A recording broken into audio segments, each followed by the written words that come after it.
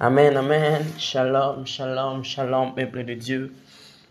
C'est votre frère Joseph. Et ce matin, quand je me suis réveillé, j'ai senti ces besoins-là de nous partager ces 2 ou 3 versets qui se trouvent dans la parole de Dieu, dans le livre de Hébreux. C'est écrit ceci au premier chapitre. Autrefois, Dieu a parlé aux ancêtres par le prophète. Il leur a parlé souvent et de 1000 manières.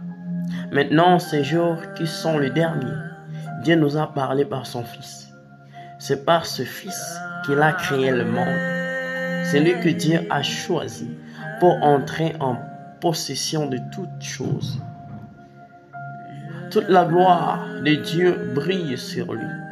Ce Fils est vraiment ce que Dieu et sa parole puissante soutient le monde. Il a levé les êtres humains. Il a lavé les êtres humains de leurs péchés. Puis il s'est assis dans le ciel à la droite de Dieu très puissant. J'aimerais dire à quelqu'un, à une personne que nous sommes dans une génération, nous sommes dans une période où le Seigneur a décidé de nous visiter personnellement, non au travers d'un homme. La Bible est claire. Dans l'ancien temps, il parlait au travers de ses serviteurs, le prophète, le sacrificateur et autres. Mais nous sommes dans une période où le Seigneur lui-même a décidé de nous parler, personnellement, sans intermédiaire. Ces derniers temps, il n'utilise pas un prophète. Ces derniers temps, il utilise son propre Fils. Et en parlant de son Fils, nous voyons la personne en question qui s'est donnée, qui s'est livrée à la croix lorsqu'on était pécheur. C'est-à-dire, Dieu a décidé de venir et de prendre de ressentir, d'expérimenter ce que nous sentons quand nous portons la chair.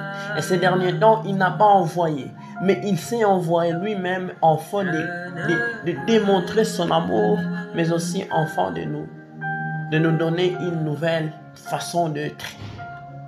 Le Fils de Dieu, le Fils est bien plus important que les anges.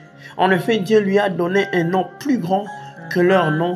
Il n'a jamais dit à un ange, tu es mon Fils.